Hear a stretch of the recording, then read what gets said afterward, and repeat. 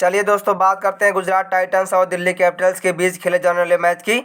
तो सबसे पहले जानते हैं पिच रिपोर्ट क्या कहती है। तो देखिए वेन्यू क्या है, नरेंद्र मोदी स्टेडियम अहमदाबाद। और इसकी पिच रिपोर्ट दोस्तों बैटिंग फ्रेंडली होती है। और आईपीएल के जितने भी वेन्यू हैं उन सब की पिच रिपोर्ट लगभग बैटिंग फ्रेंडली ही होती है। आपको पता है दोस्तों, फैंटेसी या ग्रैंड लीग में रिस्क होता है, इसलिए आप इसमें वही पैसा लगाइए जिस पैसे को आप खोने का दम रखते हैं, जिसके जाने से आपकी लाइफ में कोई भी प्रॉब्लम नहीं होती। अर्थात आप जैसे स्वस्थ व्यस्त मस्त रहते हैं बिल्कुल वैसे ही रहें, नो प्रॉब्लम इन लाइफ। आते हैं विकेट कीपर सेशन में। अब देखिए, मैंने यहाँ से साहा को सिलेक्ट किया अपनी टीम में और यहाँ से पीटर साल्ट, दो ऑप्शन है तो मैंने साहा को सिलेक्ट किया है। लेकिन दोस्तों अब कंडीशन क्या होगी, यह मैं टॉस के बाद ही डिसाइड कर पाऊंगा कि किस प्लेयर को लेना है। अगर दोस्तों मान लीजिए पहले कि दिल्ली बैटिंग करती है तो मैं पीटर साल्ट को लेने का प्रयास करूंगा, क्योंकि इनके पास चांस होगा, इनके पास कोई भी प्रेशर नहीं होगा और वहीं वृद्धिमान साहा को ड्रॉप कर सकता हूं। बाय डिफ़ॉल्ट मैंने यहाँ से ले लिया और यहाँ से सरफराज खान खेलते तो एक डिफरेंशियल पिक बन सकते हैं, आप इनको ट्राई कर सकते हैं। बट मेरी टीम में यहाँ से साहा होने वाले हैं, लेकिन ये डिसाइड करूँगा टॉस के बाद। आप चाहे तो दोनों को ट्राई कर सकते हैं, क्योंकि दोनों ओपन के बैट्समैन हैं और दोनों की पोजीशन इक्वल है। आप किसी को भी ट्राई कर सकते हैं अकॉर्डिंग टू सिचुएशन। वैसे जो बैटिंग फ्रेंडली होती पिचें होती है उनको होता क्या है, जो सेकेंड इनिंग के बैट्समैन होते हैं वह जल्दी आउट हो जाते हैं। क्यों आउट होते हैं?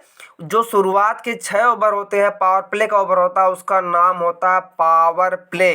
यानी जितनी आपके पास पावर है उसको लगाकर खेलिए, इसलिए उसका नाम रखा गया पावर प्ले, शुरुआत के 6 ओवर। और जब फर्स्ट इनिंग हाई स्कोरिंग हो जाती है, क्यों होती है? क्योंकि बैटिंग फ्रेंडली पिच होती है, इसलिए हाई स्कोरिंग होती है। तो उस पर होता क्या, शुरुआत में बैट्समैन हिटिंग करने का प्रयास करते हैं लाइक डेविड वार्नर। अगर ये सेकेंड इनिंग में बैटिंग करते हैं तो मैं इनको ड्रॉप करूंगा, इस अकॉर्डिंग मैं ड्रॉप करूंगा। आप चाहे तो ट्राई कर सकते हैं, ये आपका डिसीजन होगा।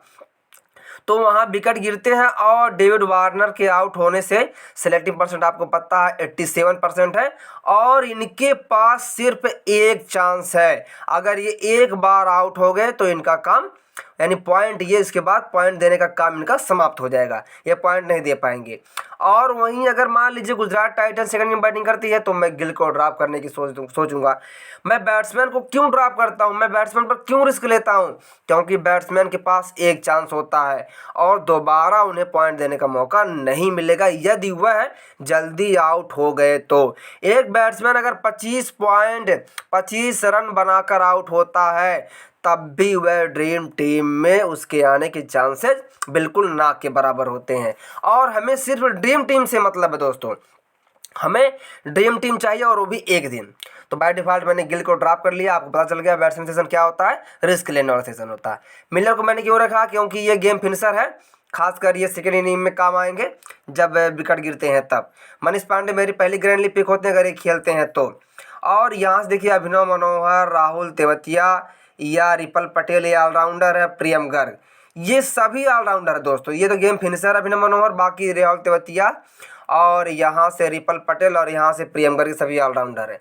इनको आप अगर मैक्सिमम टीम लगाते हैं जो आपकी कैपेसिटी है उसके अकॉर्डिंग एक एक टीम में इनको किसी एक टीम में ट्राई कर सकते हैं, मतलब रोटेट कर सकते हैं। क्योंकि ये प्लेयर आपकी टीम को यूनिक, यानी जब आपकी टीम में सेकेंड इनिंग में लास्ट के 2 बचे होते हैं और उसमें दोस्तों ये छांटने काम आती है।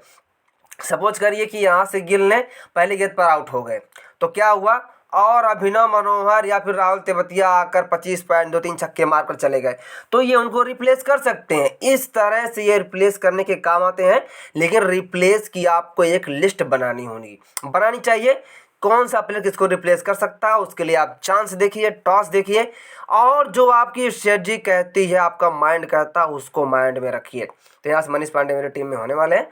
अब चलिए आते हैं ऑलराउंडर सेशन में। अब देखिए कैप्टन और वाइस कैप्टन की बेस्ट पिक वाला सेशन ऑलराउंडर सेशन होता है। क्यों होता है? क्योंकि इनके पास दोहरा पॉइंट देने का चांस होता है। बॉलिंग से पॉइंट नहीं दे पाए तो बैटिंग से देंगे। अब आपको ये ध्यान रखना कि ये 4 ओवर करता है बॉलर की, ऑलराउंडर नहीं। तो अक्षर पटेल कर रहे हैं, मिचेल मार्श कर रहे हैं, हार्दिक पांड्या कर रहे हैं। और देखिए मैंने यहाँ से डेविड वार्नर को जब ड्रॉप किया तो मैं यहाँ से हार्दिक पांड्या को टीम में लूँगा क्योंकि ओपन बॉलिंग कर सकते हैं। और मोहम्मद शमी मेरी टीम में होने वाले क्योंकि डेविड वार्नर को टीम कॉम्बिनेशन के फैक्टर के अकॉर्डिंग मैंने रखा है। तो मैंने आपको बता दिया। अब वहीं देखिए मैंने विजय शंकर को ड्रॉप किया, सेलेक्टिंग परसेंट थोड़ा बढ़ गया है, क्योंकि जब कोई प्लेयर परफॉर्म करता है तभी उसका सेलेक्टिंग परसेंट बढ़ता है। आप देखिए परफॉर्म नहीं किया तो घट जाता है, जैसे करता है वो बढ़ जाता है। यह हर मैच की सिचुएशन के अनुसार घटता बढ़ता रहता है। तो हार्दिक पांड्या मेरी टीम में होने वाले हैं। अब चले जाते हैं बॉलर सेशन में। अगर आप ग्रैंड लीग खेलते हैं तो आपको मैक्सिमम पिक कैप्टन की बॉलर को ही बनानी चाहिए, ऐसी मेरी राय है। आपकी क्या स्ट्रेटजी कहती है? आपकी अपनी खुद की स्ट्रेटजी होनी चाहिए, क्योंकि प्रेडिक्शन की वीडियो बनती इसीलिए है कि आप अपनी खुद प्रेडिक्शन की स्ट्रेटजी बना लें। अब राशिद खान अगर सेकंड इनिंग में बॉलिंग करते हैं तो मैं इनको वाइस कैप्टन ट्राई कर सकता हूँ। नोटरे सेकंड इनिंग में बॉलिंग करते हैं तो कैप्टन भी बन सकते हैं। कुलदीप यादव देखिए मिडिल के बॉलर है और मिडिल में दोनों इनिंग्स में हिटिंग करनी होती है। पहली इनिंग में रन अधिक बनाने के चक्कर में और दूसरी इनिंग में टारगेट को अचीव करने के चक्कर में, मतलब वहाँ हिटिंग करनी ही करनी होती है। और ये कभी भी 2-3 विकेट लेकर जा सकते हैं। 2-3 विकेट लेने का मतलब है 100 पॉइंट सिस्टम को भी कैलकुलेट करिए कि अगर यह प्लेयर 3 विकेट लेगा तो कितने पॉइंट देगा, 2 विकेट लेगा तो कितने पॉइंट देगा। अब मान लीजिए कुलदीप यादव 4 ओवर में 2 विकेट ले गए और मोहम्मद शमी भी 4 ओवर में 2 विकेट ले गए, दोनों का पॉइंट तो इक्वल हुआ। लेकिन मान लीजिए कुलदीप यादव ने दोनों बोल्ड किया है तो 8 + 8 16 पॉइंट उनको एडिशनल मिल जाता है। और वहीं मोहम्मद शमी को मान लीजिए दोनों कैच आउट हुआ है तो उनको सिर्फ 25 + 25 यानी 85 पॉइंट मिलते हैं। तो ये सारे सिस्टम आपको ही कैलकुलेट करने होंगे। अब देखिए यहाँ से नूर अहमद है, ये भी 2-3 ओवर कर रहे हैं। ईशांत शर्मा ओपन और डेथ के बॉलर 2-3 ओवर कर रहे हैं। मोहित शर्मा है, इनको आप ट्राई कर सकते हैं। मुकेश कुमार, कोई भी प्लेयर किसी भी प्लेयर को रिप्लेस कर सकता अगर इसके पास चांस है तो। कहने का मतलब अगर ये 2 ओवर में 2 विकेट ले सकते हैं तो मोहम्मद शमी भी 4 ओवर में 2 विकेट पा सकते हैं। जे लिटिल है, इनको आप स्टेप बाय स्टेप ट्राई कीजिए। और जो बॉलर सेकेंड इनिंग में मिडिल और डेथ का बॉलर है, सेलेक्टिंग परसेंट कम है, उसको आप वाइस कैप्टन की अच्छी पिक होता है ट्राई कर सकते हैं। बाय डिफ़ॉल्ट मेरी टीम में कुलदीप यादव होने वाले हैं। अब आप जिसको चाहें उसके प्लेस पर उसको रोटेट कर सकते हैं। अब चलिए बात करते हैं कैप्टन वाइस कैप्टन की। सबसे इम्पॉर्टेंट फैक्टर फैंटेसी का कैप्टन वाइस कैप्टन, क्योंकि अगर ये नहीं मिला तो आपको कुछ भी नहीं मिलेगा। और दोस्तों मेरे अकॉर्डिंग, जैसी मेरी सोच है, जो मेरी साइकोलॉजी है, वह यही कहती है कि आपको किसी एक मैच में रिस्क है, जैसे मान लीजिए मैंने डेविड वार्नर पर रिस्क लिया है और कैप्टन वाइस कैप्टन को छोड़िए, सिर्फ कैप्टन और रिस्क दोनों यूनिक होना चाहिए, मतलब दोनों सेम होना चाहिए। अगर मैंने डेविड वार्नर को ड्रॉप किया तो मैं मैक्सिमम टीमों में डेविड वार्नर को ट्राई नहीं करूंगा। और अगर मैंने हार्दिक पांड्या को कैप्टन बना दिया है तो मैं इसी प्लेयर को सभी टीमों में कैप्टन ट्राई करूंगा। उसका रीजन जानिए, कारण क्योंकि अगर हार्दिक पांड्या मेरे कैप्टन बन गए तो मेरी सभी टीमें ऊपर जाएंगी। और अगर डेविड वार्नर आउट हो गए, मेरा रिस्क सफल हो गया, तो भी मेरी सभी टीमें ऊपर जाएंगी। उस दिन मुझे खोजना क्या होगा? रोटेट से मैं प्लेयर को खोज लूँगा और रोटेट से वाइस कैप्टन को खोज लूँगा, क्योंकि कैप्टन 2 गुना पॉइंट करता है। इसलिए दोस्तों ये मेरी स्ट्रेटजी है। इसको पहले आप जांचिए परखिए क्या सही है, आपको जो सही लगता है उसको करिए। ऐसा नहीं है कि मैंने बोल दिया मेरे अकॉर्डिंग, हो सकता है आपके अकॉर्डिंग ऐसा ना हो, क्योंकि ग्रैंड लीग में रैंक 1 पहुंचने के बहुत से रास्ते होते हैं। जैसे आपके घर तक पहुंचने के बहुत से रास्ते होते हैं, आपको पता है, ठीक वैसे ही ग्रैंड लीग में रैंक 1 पहुंचने के बहुत से रास्ते होते हैं। और ये जरूरी नहीं सभी रास्ते हर कोई जानता हो, आप भी जान सकते हैं अपनी स्ट्रेटजी से। तो इस अकॉर्डिंग अब देखिए वाइस कैप्टन सबसे अच्छे पिक मनीष पांडे रहेंगे, जो कि ओपन या फिर 1 डाउन आ सकते हैं कभी भी। वृद्धिमान साहा वाइस कैप्टन की अच्छी पिक है, इनको भी आप बना सकते हैं। किसी भी ऑलराउंडर को आप कैप्टन बना सकते हैं, क्योंकि मिचेल मार्श बहुत ही अच्छा ऑप्शन है।